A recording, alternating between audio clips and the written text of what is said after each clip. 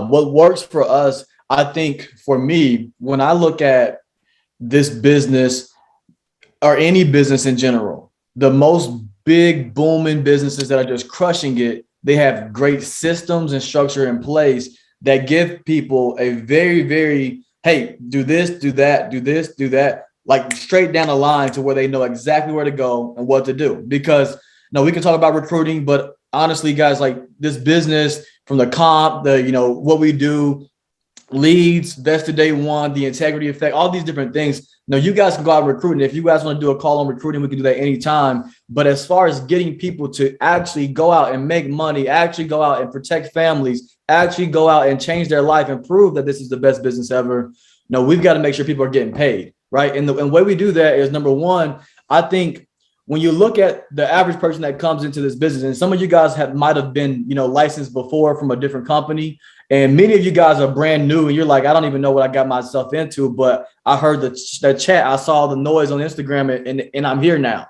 right? So for those people, and for most people, regardless of how long you've been there's this disconnect mentally about if you could do this. No, do you have the belief that you could do this? And a lot of people, when they build and they try to grow their business, they try to solve that by motivating you. They try to solve that by rah-rahing you to go out and do it. But that's not how you bridge that gap. For me, it was always, if I'm not confident in something, it's just because I haven't been doing it. I just got to do it more, right? It's like I brush my teeth with my right hand.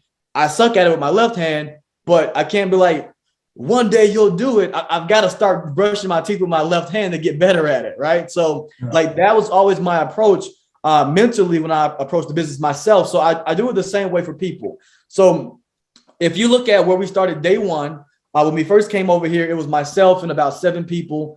And we were all just broke. No one had any money. We didn't have any training. We used the YouTube videos, which are amazing, but there was really no systems or structure in place for us to kind of guide by. And it was just like, hey, you're every man for himself. You do you, I'll do me. Let's go figure it out. And that was it. And then in month 2, when we realized like, hey, this business is insane, we went out and protected a lot of families and said, hey, this is legit. So let's go build a big business with this. Well, what we realized is that, hey, there was one rule that we made. And the rule was never, ever, ever sell life insurance by yourself.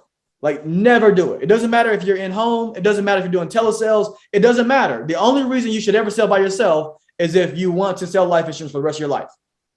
If you don't ever sell another deal by yourself, because this is what happens. For one, when I made a decision to say, hey, we're never going to sell by ourselves anymore, guys, it was myself and 6 people. And we said never again without someone watching us. We were doing in-homes at this time.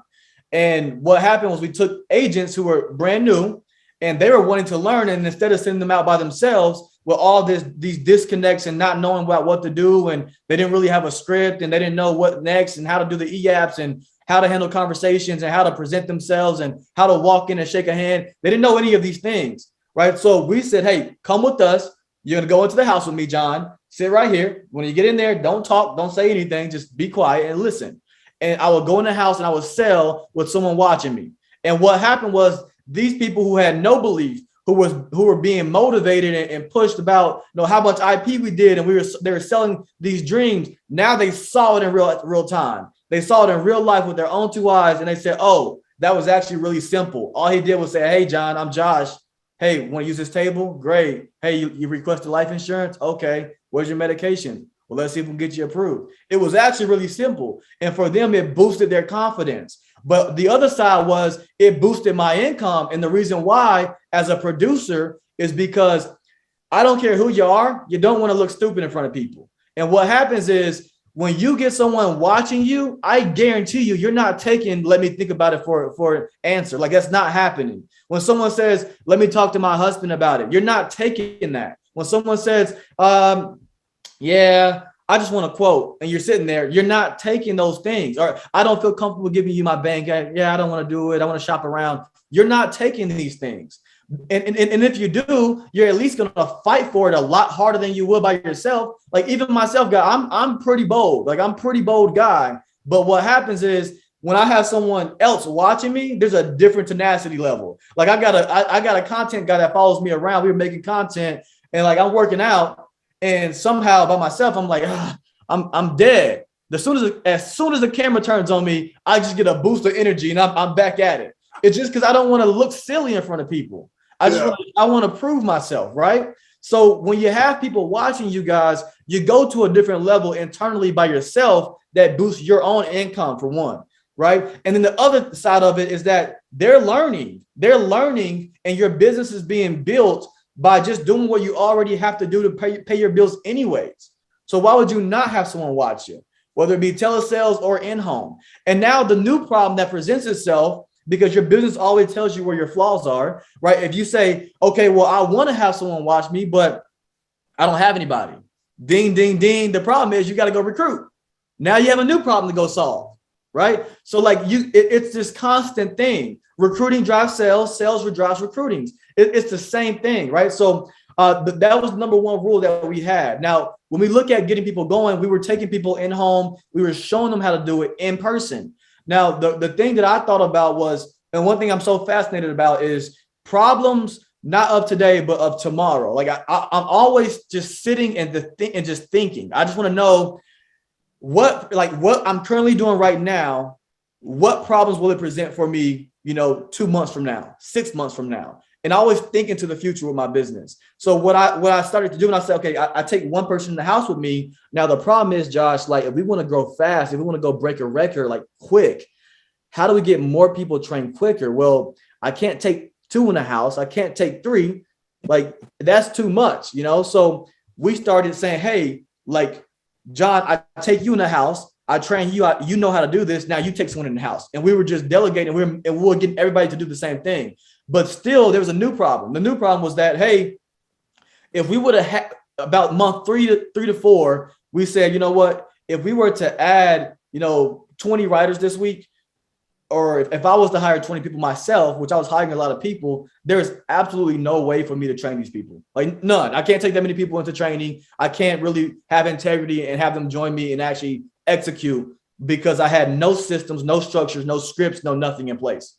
So I had to sit down and be a business owner and type up my script and type up what I say to have a structure. Because we don't need to script anything words like they requested it. That's all cute. We can say it, but people who never have been in sales, who've never been a business owner, they need guidance. Like a script makes them feel so good to have something to read. That makes them feel so great, right? So we had to put things on paper. Hey, say these things, dumb it down, really simple. Boom, boom, boom. And then we went another step saying, hey, we're going to record videos. We're going to make a training platform with all the training videos that we had. We're going to make them super detailed and quick. We don't want hour-long videos about things. And the videos we have been using were great, but we wanted to make it what we do, what we say, because building a business is about duplication. And a lot of different producers have a lot of different ways to go about things, and they're all working because they're all producing a lot of income for themselves. But for me, I'm so obsessed with this idea of everybody do the same thing. Everybody do the exact same thing, because then there's a belief factor in what we're doing where everyone jumps on it and they know this works, right? They know this thing works. And what happens is, if I want to serve your people, if I'm working with Brian and Brian hires John and John hires Jim, well, if Jim gets on the Zoom and he's dialing and he says something else because John told him this, and then John says, well, Brian told me this, and everyone has a different conversation, I can't even tell you what you did wrong, dude, because I don't know what you're doing. I don't sell that way. So we picked one method, and this is what we were doing as an organization, and we stuck to it, right? So we all believe in one script, and when people get that script, they're like, boom, let's go, because they believe in it, and they see so many people saying the same things, and now it's like, okay, I can learn from anybody because anyone can help me because we all use the same resources. So boom, that's one thing there. We had the scripts and the videos in place, explain to people the process of how to go about these things. So we had the script version and video version. And then I said, you know what? In month 7, we did about 600,000. And it was a crazy idea, but I said, you know what? We're going to do $1 million this month. We're going to go protect 1,000 families this month. That's what I said, right? And when I said that, that's a crazy jump to grow by $400,000 in a single month, right? So like I knew that it wasn't going to work doing what we were already doing, because we had so many people that had fell off because they didn't like the in-home, or their car was broken down, or they couldn't travel, they couldn't afford to do these different things. And I said, you know what? We're going to do it all on the phone this month, all on the phone. And I knew that people would say either, like, I was going to either hit the number and it was going to be great, or I was going to just plummet and they're just like, dude, that dude was a one-hit wonder. He fell off, right? And I was willing to take either side of it. I didn't really care. So we went to do telesales. Now, the reason we did this is because I was thinking about, well, what we're doing is great. We have all these people taking people into the house. We're really impacting lives. It's great. But if we hired 1,000 people right now, like we just somehow miraculously had 1,000 people want to join us right now, we would be screwed. And I said, how can we solve that process? Well, telesales. I said, you know what? I could get on Zoom. I could call someone, and instead of taking one person in the house with me, I could have all of you guys right now watching me right now. I could have 1,000 of you right now watching me sell. That's me serving the masses. There is no cap on it unless Zoom says I can't have that many people on there.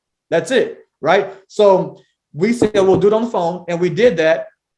And we had to spend money and learn things and get our face kicked in the first week. I'm like, we might have made the wrong call. In the second week, in 3 days, I protected 26 families on the phone with CRM leads. And I did it in front of the whole team. And when I did it in front of the whole team, I drew up the script and said, look, this is it. They all took it. They all believed in it because they saw it. And then boom, here we are. You know, this month we'll do probably pushing on 2,000 families, right? So, but this is what I want you guys to understand about this approach, right? So when we use telesales or when we do in-home, the cool thing about in-home and taking someone in the field to let them watch us is that they can see and hear everything. It's hands-on. So that's amazing, right? Now, how weird would it be if I took someone in the home with me and I put like noise canceling headphones on their ears and made them sit there, but they can't hear me? That would be really, really weird. That would be pointless, right? And then I put a blindfold on and I'm like, I put this barrier up. I'm like, hey, you stay over there. Don't look at us. You can't see us. Like, that's really weird. Okay. So we went to telesales and we made simple rules. If you get on the Zoom to work, don't put a bag over your head at work. Turn your camera on. We're working. What else are you doing? You should have clothes on. You're at work. If you went to the bank today to work, you can't put the bag on your head and say, hey, can I help you? Like, that doesn't even make any sense. Or if you're on the calls, if you're on live dials, if you're on the team doing sales with us, unmute. Because if you don't unmute, that's the equivalent of me putting noise canceling headphones on your head and not letting you hear me. It doesn't make any sense. It defeats the purpose. All we're doing is hanging out together. And I don't want to hang out with you, bro. Like, I want to make money and protect families, right? So that's what we're doing. We're unmuting and we're turning our cameras on. Now, if you want to know why should I do this? Because some people have different problems, whether it be anxiety, they be afraid, they don't feel comfortable. This is why you would want to do that, right? So when you look at our telesales platform, our Zoom and how it's set up, we do our telesales, the main room, which would be like right now, we set up breakout rooms. Okay. So we use something called breakout rooms. If you don't know what that is, Zoom allows you to pretty much build a house with your Zoom platform. So you have a living room and you have these different rooms, which are super cool. So this right here is our main room and we're all dialing the phones on there, right? So we're all muted right now, just dialing the phone. The second someone says hello, we know to unmute. And then we put it on speakerphone and we unmute ourselves so that way everybody in the Zoom can hear what we're saying. Scared, not scared, anxiety, no anxiety is irrelevant because what we're trying to do is protect families. We're not thinking about us, we're thinking about them, right? So it's not about our anxiety, it's about how we make sure that they don't lose their house and end up homeless because John, the breadwinner who was working and the wife wasn't working, is now gone. So we can't like do the anxiety thing. We're in sales and this is what we have to do. So when we do this, we unmute. And what it allows us to do though is, for one, there's different levels. So if you're in training, what it does for you is it allows me to hear you. It allows Erica Walker, who did 56 families last month, and Mel Montoya, who does 30 families a month. It allows all our people to hear you and say, hey, don't say that next time. Good job. Hey, say this next time. Hey, when they say that, say this.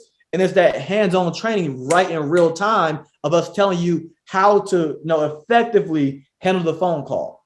If you don't unmute and you do something, and then you say, well, I said this to them and they said this. Dude, I don't even want to talk to you. I don't want to do a coaching call with you because you're telling me something from your perspective of what you thought happened, which is typically wrong. That's your idea of what you said. I can't hear your tonality. I can't hear your voice inflection, the speed in which you said it. I can't hear anything. I can't help you because I don't know what actually happened.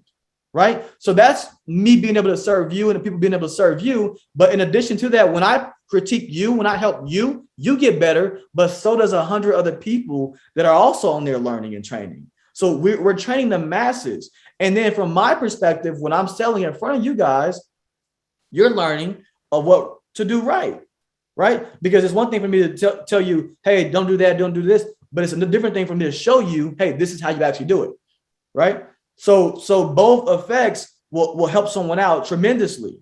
So we get on there, we unmute, we let each other hear our stuff. That way we can get it done because that's what serves people the best. So the main room is for dials. Now the breakout rooms we have set up, I usually have 10 of them set up. The goal is to have 100 set up as we keep growing. We have so many rooms set up that, we have so many people presenting at once. But right now we have 10 set up, just 10. We don't want to open it with 20 people just go in the rooms and start hanging out. We have 10 set up. We all dial the phone together. When someone says hello, we take the call. When we tell them to grab a pen and paper and they say, okay, then we say, okay, hey guys, I'm going to room 3. And we move ourselves to room 3. And now everybody who's in training who wants to hear me present, they just move themselves to room 3 and listen. Boom. Right. And now everybody else, they're still dialing. If you're already released, like you already know what you're doing, there's no reason for you to watch me. You stay in there and keep calling. Right. So we go in these rooms and we go get help. And that's how we are building this thing out to where it's a machine. It's literally a machine. The rooms are packed out all day long with people presenting and other people in there listening, either to critique or to learn. Right. So these people are constantly learning how to get better and what to do. Now, that's how we approach it. So you got to understand this, guys, too. If you're somebody that happens to be on this call today, or you show up for the weekly calls or whatever, but you never get on the actual calls to do live dials, or you work by yourself and you're working, solitude and silence, and you got to be, listen, what I'm telling you right now is your brain plays tricks on you. Like your mind plays tricks on you, because this is what happens. If you think that like you know it all, you're never going to grow, for one. Two, this is the problem. Sometimes, even as a brand new agent, sometimes you'll get on and you got to understand the business we're in. People fill the form out and they requested something. So it's not like we're really good at sales. That we're not that great.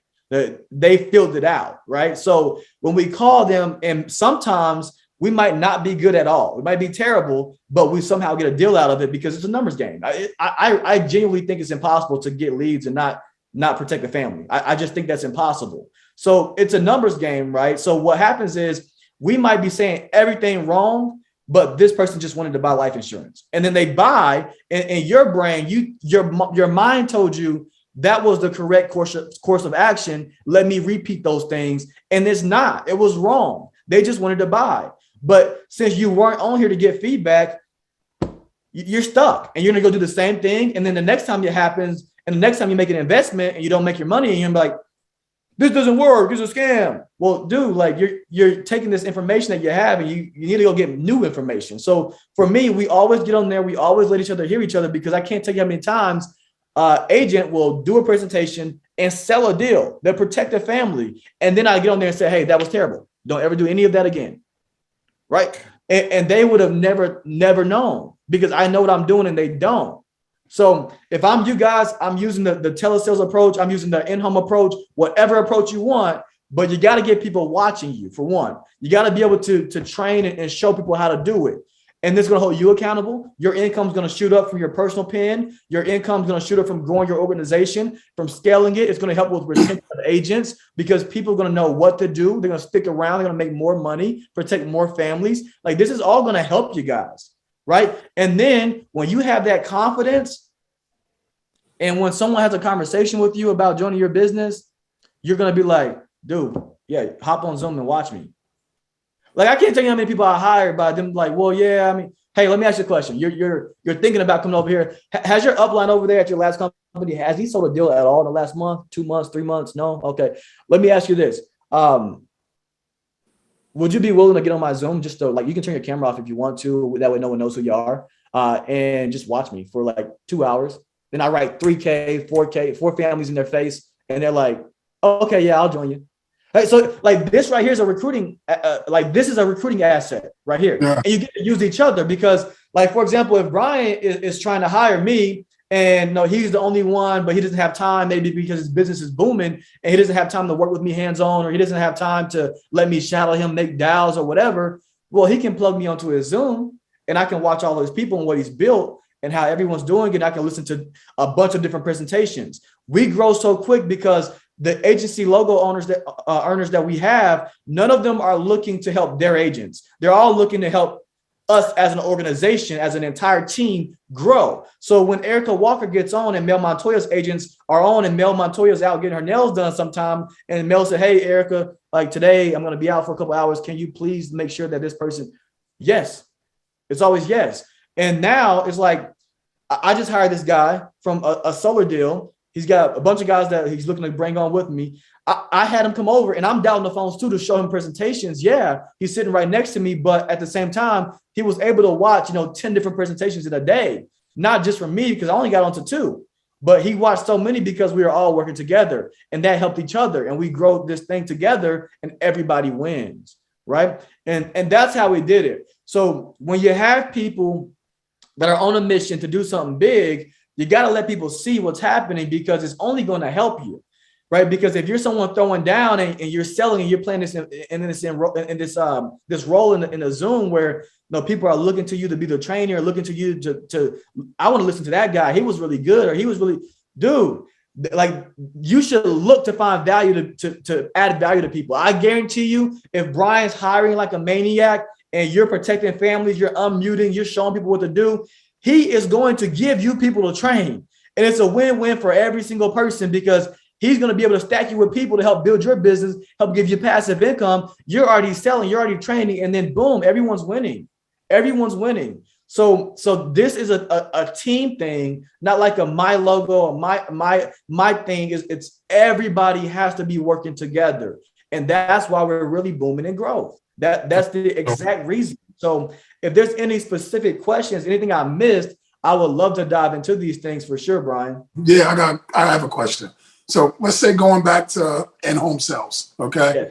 Because about a month and a half ago, I really came to everybody. I said, hey, the same thing. I didn't have it as a rule, but I like the way you have it as a rule where nobody ever sells by themselves, right? I said, hey, guys, this is what we need to do. Always have somebody with you.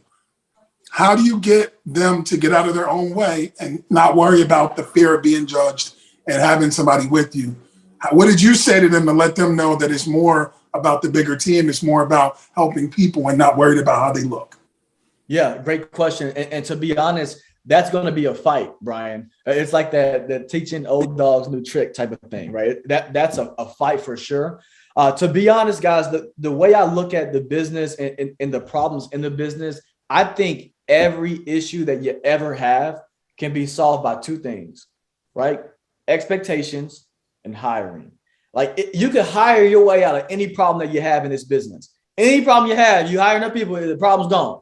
I promise you, right? So what the way I've always done it is I never try to micromanage or try to convince you on why you should do something.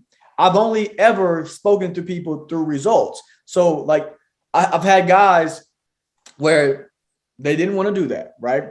And I said, okay, great, not a problem. And I leave them alone. And what I did was I went and hired a lot more people. And the way I handled it is I said, when I hired the new people, I learned how to have proper expectations with the hiring process. And I would tell people, hey, look, we don't need any more sales reps. We have a ton of them. I don't need any more sales reps. I'm looking for people to come in and be in management, be able to help me out, train people. So look, if you're wanting to join, you're going to be able to earn your personal sales income, but you're also going to be able to join and earn some passive income very quickly. But these are what I'm looking for someone to be able to do, right? And right up front, I had that conversation, and now the expectations are set. They're aware, I'm aware, and we know what to do. And what happens is the old dog watches this person come in and end up with 30 agents, and they're like, what just happened? Hey, Brian, like I'm kind of upset. I've been here for a while. I feel like I'm not growing. Hey, yeah, I know you're not. Right? Because you're not helping people. right? So if you would like to take somebody in the field, I'll partner you with John this week. Can you take them out there? Yeah, let's do it. And then change their mind, right? So we've always changed people's minds based on results, never me trying to convince and have a conversation with them. Like in the beginning, it was very tough. So the only way I ever solved it, Brian, was I always hired new people and set new expectations. And then I hired new people and said, like, we try to convert to doing this Zoom thing. Everyone came in there with the cameras off, all this kind of stuff. And I couldn't like force them to do it. All I could say is, hey, like, if you don't want to do it, can you please just get off the Zoom? We're gonna boot you off the Zoom. You do your own Zoom if you want to, but I'm gonna request your camera to be on. If you don't turn the camera on, I'm booting you off my Zoom. Now you're independent, so you can have your own Zoom, you have your team on there, do your own thing, but this is what we're doing on our Zoom. And some people got off the Zoom, and that's fine. And what I did was I hired more people. And this time I said, hey, John, we work via Zoom. The rules to our Zoom platform is that we have our cameras on, and we have, when we get someone on the phone, we unmute. Is that okay with you? Okay, great. And now the expectations were set. So then the people who are on Zoom, they've been here for 30 days, and that guy's been here for 6 months, but they're getting outproduced by the people on Zoom. And they come back and say, hey, Josh, I don't know what's going wrong. Like, I see all these people passing me up and I don't know what's happening. You want to get on Zoom? Just make sure the camera's on. And now they turn the camera on, right? So we never like convinced them. We just went out and got results for other people and showed them that if they want to win, they should probably come over here and do what we said, right? So that's the way I handled it, the process. All right, so I got another question. Talking about Zoom, because I would say if somebody's crushing it already in the field, I wouldn't switch anything if they're already killing it. But can you talk about the transition from in the home to switching over to Zoom or telesales with how much more money you spend on leads? Because I heard there's a difference. Yeah, it depends on what you're doing, and honestly, your skill set on the phone. What I will say is that I've been on the phone since I was 16 years old. So I'm actually really, really good on the phones. And I don't want to like say I'm the best, but I'm really good on the phones. And what that allows me to do is, like, if you look at our deal and what we're doing, majority of our leads that we're running are 1 month old leads and instant leads. So we're taking, $400 and protecting 2, 3, 4, 5 families out of it. But it's because we're really strong on the phones. As far as someone telling us already got it, we know what to say right away. Someone saying not interested, it wasn't me. People jump on it immediately. So I think when you look at the difference, to be honest, when I was learning how to do telesales, that cost me some money. But now that we have a script in place and we know how to go about it, we have people typically spending between 400 to about 1,000 per week. Maybe if you have bigger goals, maybe up to 1,500. Right. But we're not spending more. I know some people are running different types of leads where they're doing, game times or $20 leads or mailers or live transfers. We also don't do that, because what it comes back to for us is a duplication effect, right? So for us, we don't do mailers. We don't do the live transfers. We just don't. Why? Because we try to do whatever the newest person could do, whatever the person who's the brokest could do, which is 1 month old leads or whatever. So I always got really good at what was the worst case scenario, so that when someone came in and they didn't have much, I could still train them to go out and make money with that process. So that's kind of our approach, a little bit different from most agencies. I will be honest, doing telesales, what I see with most people, they'll spend more money on their leads because they book appointments. We don't book appointments either. We do one call close. So it just depends on your approach. No, I like it. So now I want to transition to your phone script. I want to if you can blow through that for me, I can role play with you, even go into a cell if you got a little bit of time for that. And we just yeah, we can do it. And I don't know if you have this, Brian, but I can get it to you. The step-by-step script that we actually use. I'll get all that. Yeah, we'll get everything. Yeah, I'll get that to you for sure. But I'll call you up. So the process is super simple. Ring, ring. Hello. Hey, Brian. Yeah, this is Brian. Hey, Brian, this is Josh giving you a call from the Benefits Center here in Polk County. I'm actually just calling you about the request that you submitted for the life insurance information. Now, you listed your date of birth as 8/8/95. Is that correct? It is correct. Okay, got it. Now, the reason I was calling is just to let you know, we've already processed everything on our end. Now, we're actually doing it all virtually now just because of the pandemic. So it's actually a lot more convenient. It takes about 5-10 minutes. Grab that pen and paper. We'll knock it out now. Hey, real quick, I already took care of this. You've already, yeah, that's actually why I was calling. You should have received your policy packet in the mail by now. Have you received that yet? Not yet. No. Not yet. How long ago did you take care of this? About a week ago, a month ago? About a week ago. About a week ago. Okay, yeah, that's weird. Your file's still open here. Do you remember which one of our companies you went with? I don't. You don't. Do you remember how much coverage? Did we send someone out to your house? Was it on the phone? How that take place? Somebody came out to the house. Okay. Do you remember by chance how much the coverage was? Like how much coverage you set in place for yourself? For 200,000. 200,000. And then roughly, what was the price for that per month? 150. 150. Now, Brian, the 895. That's your birthday, correct? Correct. Okay, that's a little odd here. Let me see. And at this point, guys, what I'm doing is I'm literally quote checking to see if I can beat the price, right? So yeah, Brian, that's a little odd. You don't know which company that was though? Which one of our companies? I don't. Okay, not a problem. The reason I'm calling is because your file's actually still open here and we're trying to resolve this. Not sure what happened. You don't have any major health issues like cancer, heart attack, stroke, do you? No. Okay, that's a little odd then because I'm pulling your file up here and it shows that for your age and for that amount of coverage, you actually are able to get the same amount of coverage for $137 per month. Did the guy not go over that with you? No, he didn't. It's kind of odd. No worries. Grab that pen and paper. I'll get it fixed for you. Okay. We're rolling into a presentation. So in that scenario, if I can help them in a better position, I'm doing it. If it's through a different company, a random Joe Smo that I don't know about, and they already have something, but we can get them in a better position, and whatever, we're doing it. If you would have said that same scenario, and you would have said, and I would have looked at it, and it would have been $162. All right, perfect, John. Not sure what happened, but I'll go ahead and close your file out. Have a great day. And I would have called the next person. On to the next. Yep. Got it. So okay. That was the already guided approach. So the psychology behind what we're doing is that we're brokers and we represent the benefit center, which represents all the companies in the state. And when you tell me something, I already know. So if you say, I already got this. Yeah, I know. That's actually why I'm calling. You should have received your policy packet in the mail. Have you gotten that by now? Right. And I transitioned from the path of least resistance, not saying, well, I could beat your price. Which company was it? I'm a broker in the state. That's salesy and it's going to click. Yeah. So now let's go back to regular transition book. You're not booking an appointment. You're going into a cell. I'm going to be easy Correct. for you. So I want to see what it's like. Yeah. So you grab that pen and paper. Yeah. Let me know when you have that, Brian. I have it here. My man. Perfect. So what I want you to do is go ahead and write down my information. My name is Josh Williams, Josh Williams, last name. Okay. And then my state producer number is 12345. Okay. Now, what that is, that's the number that you can use. You can always go to the Department of Insurance website and type it in to find me. That way, you know exactly who I am. The state just requires us to leave you with that. That way, you know you're talking to someone legitimate since we do everything on the phone now. Make sense? Yes. Okay, perfect. Now, Brian, am I the first person you've been able to talk to about this, or have you been looking for it for a while now? I've been looking for it, but I haven't really been able to talk to anybody. Got it. And now, have you been declined in the past at all? Just not finding any help, or what? Just got started? Yeah, just never really got into it. Not a problem. Well, what I see here, I have brian@gmail.com. That is a good email for you. Are you able to actually access that email if I send over something to you while we're on the call right now? Yes.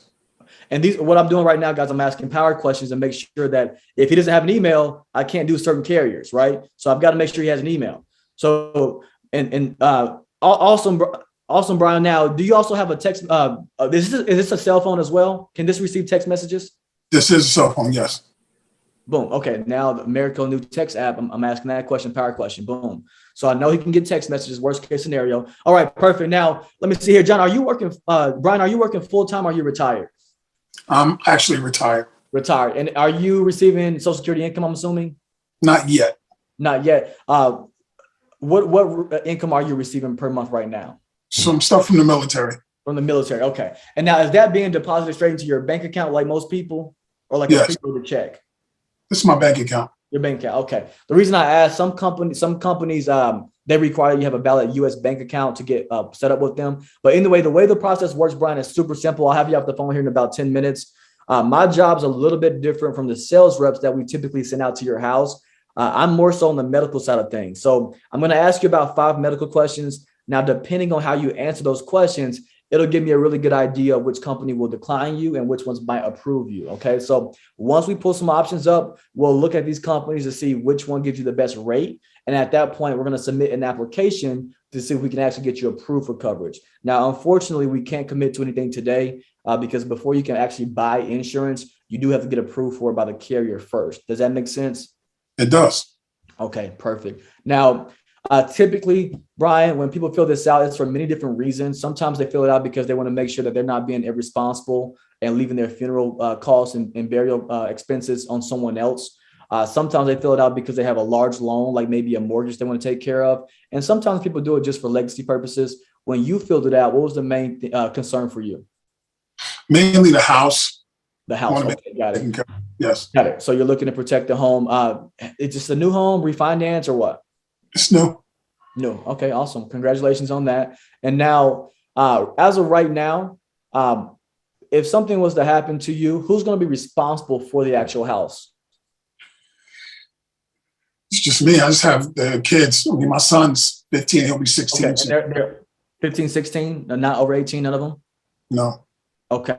So you're making sure that, if anything happens, you want to make sure that that loan is covered and it's not left on someone else that you love. Is that correct? Correct. Okay. So I'm going to at some options here in 1 second. But before we get into that, I want to ask you just about 5 medical questions. Answer these truthfully for me. That way I can have an idea of where we're going to be going with this process here. So the first question I have for you, have you had any issues with a heart attack or strokes? No. How about any issues at all with cancer, stents, or diabetes? No. Neuropathy, high blood pressure, or lupus? No. Asthma or COPD? I do have asthma. Asthma. Do you just use an inhaler for that, or what are you using? Don't tell anybody, but I actually haven't had an inhaler in like 15 years, 20 years. Oh, man. Okay. Have you had any hospitalizations or anything at all? No. No. Okay. Let me see here. Now, outside of that, any issues at all with thyroid, anxiety, depression, or kidney or liver disease? No. No. Good there. So you sound pretty healthy, Brian, but here's the deal. They're going to look at your medical records. So is there anything else at all that you could think of that might pop up on your records, a surgery, a small hiccup, anything at all that might show up on that record there? No. Not like they wouldn't, like if you had a knee surgery or something like that, that's not a problem. No, that wouldn't be a big deal. You haven't had any complications with that, have you? No. Okay. Any medications that you're currently taking now? No. Okay, got it. Now, Brian, are you a smoker or non-smoker? Non-smoker. All right, there you go. And then I have your age here, 35. Now, Brian, let me see here. What is your approximate monthly income? Just ballpark it for me. 10,000. 10,000. Okay. All right. And now you said that you just had a new home. What is the total amount of that loan? What do you owe on it? 350. 350. Okay. And then is that a standard 30-year or how long is that term? 30-year. 30-year. Okay. Got it. And then just roughly, what is the actual monthly mortgage payment on that? 2,600. 2,600. Okay. All right. Now, Brian, are you paying anything extra at all to get that payment paid off early? It's funny you asked. See, I was trying to do an extra payment every other month. Every other month. What are you roughly paying extra every other month? 2,600. Oh, so you're doing an entire extra payment you said every other month? Yes. Every other month. Okay. So you're doing one extra payment entirely. Got it. Okay. So it looks like, let me see here, 26. All right. So it looks like you're paying an extra $15,600 per year to get that knocked out pretty early. So got it. Now, Brian, let me pull some things up here. Give me 1 second. And at this point, guys, all I'm doing is if I'm brand new, I send everyone to use the Slack. And the way we have it set up, we have these underwriting genies that spit out, whatever. But I go to my cheat sheets that I have that let me know about their health or whatever. So once I figure this out, we can play this a bunch of different roles. I think one of the simplest one is I could pitch them term and cover this or cash back or whatever. But I'm just going to spin it and make it a little bit more difficult process. So I'm going to make it in a way of him being super unhealthy. And this is one of the most difficult problems, right, to solve. He's unhealthy, so he can't qualify for term. So now what do we do, right? So, Brian, do you know how mortgage protection actually works? Not really. No. Not really. Okay. So mortgage protection is a lot different from like standard, just like life insurance. Okay. So it comes with a bunch of different perks, but the way it works is it actually pays the monthly payment for you every single month to make sure that you have adequate amount of time to do a few different things I'm going to go over with you right now. So it looks like right now, your mortgage payment is $2,600 per month. Now, the way it works is very simple, Brian. If something happens to you right now, the bank is not going to call your children or anybody who's ever taking care of the house. They're not going to call them and say, hey, we need the full $350,000 right now. They're not going to do that. Okay. What they are going to ask for is that next month's mortgage payment. As long as that's being satisfied, you're good to go. Okay. So what we can do here, the way they set the programs up, a few different ways, they allow you to pick anywhere from 6 months up to 2 years to make sure that that mortgage payment is consistently being paid for. Okay. So, and all I would do now is take the monthly mortgage payment times the 2,600 times it by 6 months, which gives me 15,000. So now instead of me solving his problem with a $350,000 term, I can solve it with a $15,000 whole life policy because he's unhealthy. Boom. So $15,000. I will write down 6 months. And I'll put 15,000. So Brian, just give me 1 second. I'm just putting down the numbers for you right now. It's still loading. Grab that pen and paper. Be ready for me. So I got it. Now I'm doing 2,600 times 12, as if he did it for a whole year. That's 31,200. I'm do one more option. I'll do the big number, 2 years. All right. So Brian, I have some numbers here. I want you to write these down. Okay. Now, I want you to write down 6 months. Under that, put 12 months. And then lastly, put 24 months. Okay. Now, Okay. what this represents is the amount of time in which your mortgage protection is going to pay the monthly mortgage for you every single month for that amount of time until you have the proper time to do a few things. So right now, we've got to make sure that if anything happens, the bank doesn't just take the house and ruin your credit. And then here's the thing, Brian. Right now, you're 35. Realistically, we don't think anything's going to happen to us right now. But, let's say something happens to you in 10 years, 20 years, 40 years, whatever. As time goes by, you're building up equity in your home. Okay. So the last thing we would want to see is something happens to you.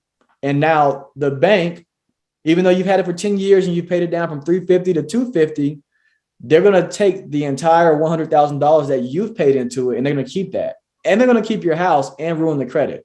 Well, that $100,000, I'm pretty sure that you would prefer that to go to your children. Is that correct? Of course. Of course, right? So what we need to do is make sure that if anything happens to you, whether it be today, next week, or in 10 years, we have the adequate amount of time to fix the house up, clean the house out, get it on the market and sell it properly. We don't want someone to come by and lowball you and try to take, your equity away. We want that going to your family because you guys have worked hard to pay this house down. And that's what we want to do with that. So what we're going to do is make sure that we have either 6 months, 12 months, 24 months.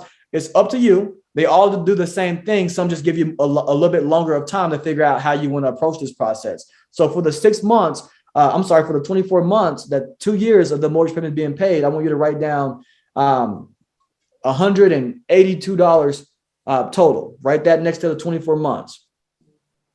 Next to your 12 months, I want you to go ahead and write down $122. All right. And then where it says 6 months, I want you to write down $85. Now, and that's how I would pitch these options. And I'm going pretty quickly. I would actually build value with these. So what I would say is the 2-year option, Brian, this option here, and I would assign ownership. This is how I always do it. So the 2-year option, Brian, that's the max coverage there. People who are really, really smart with their money, they tend to go with this option because they're already saving this much money anyways per month. But in addition to that, they understand that this actually works kind of like a savings account. So any money you put into your mortgage protection plan is actually being saved and has a small interest rate on that. So it's actually growing over time and it's still your money. So at the end of the time, if you know satisfy that loan and you want to cash out your plan, or you want to keep it and use it as life insurance, you have those options. So people take that on as well because they want to make sure that if anything happens, they have a lot more locked in instead of trying to grab more later when it becomes more expensive. Okay, so that's the top option. Now that 12-month option, the 1 year, that's probably one of the more popular options there. This is for people who are making sure they want to give a good amount of time to their family, but they're more so on a tight budget. So they go with this option here. That gives them a whole year to figure out what they want to do. It gives them a little bit of time to grieve, to clean the house up, to figure out what's next, to get all their ducks in a line. Okay, so that's the second option there. Now that last option, that 6-month option, this is my favorite pitch, guys. If you guys want to increase your AP, just increase that bottom option and say things like this. Now this last option here, John, this is the starter program. This is for people who are on unemployment or Social Security income. They built this program because they knew it was affordable for everybody. It's only $25 per week. So before someone ever tells me I can't afford it, I'm on Social Security income, I know I just said that. This program is for people who are on Social Security income and unemployment. They built this because it's affordable for everybody. It's only $20 per week. It's only $10 per week. It's only whatever per week. Boom. Now, John, like I said, I don't make the final decisions. That's what the company does. So if we are even able to get you to qualify for any of these plans, do you want to leave your family with the whole 2 years or the 1 year of mortgage payments being paid? I only asked the top two. They pick one. If they can't do those, then I down close and I can pitch the last option. I don't want to offer all options at once and now have to down close and create a new plan. So I pitch the top two. If they say I don't know which one, then I say, okay, well, it sounds to me like the best option for now is a starter program. And then when things get better in the future, we can always add to it. So I'll pull the application up for you now. Go ahead and spell your first name for me. And I assume I move forward. I'm not asking you if you want to do it. Right. So that's my approach. That's kind of how I spit it out. That's good, man. That's fire. I appreciate you. Hey, man, listen, I want to maybe give these guys just a few minutes to ask you questions and take advantage of it. And I'll let you off. And like I said, man, when you need me, I got your back. Absolutely. I'll be calling you real soon. So I appreciate that. All right. Guys, anybody have any questions for Josh? Hey, Josh, this is Mo Tillis. You mentioned the one script for your team and how you do it on Zoom, cameras on, audio on. I wanted to ask you this, like, if you had a person, because you can't make everybody do the same script, right? But if you did have a person who wanted to do something differently, would you just say, hey, you just be on mute? Because the problem arises when new people hear somebody else doing something totally different, and then they're like, oh, I like that. And then now here we go, everything crumbling. So I was just wondering if you understand that question and what's your insight on that? Absolutely. It's a great question. So we have not necessarily, we're not like robots where we say all the exact same words.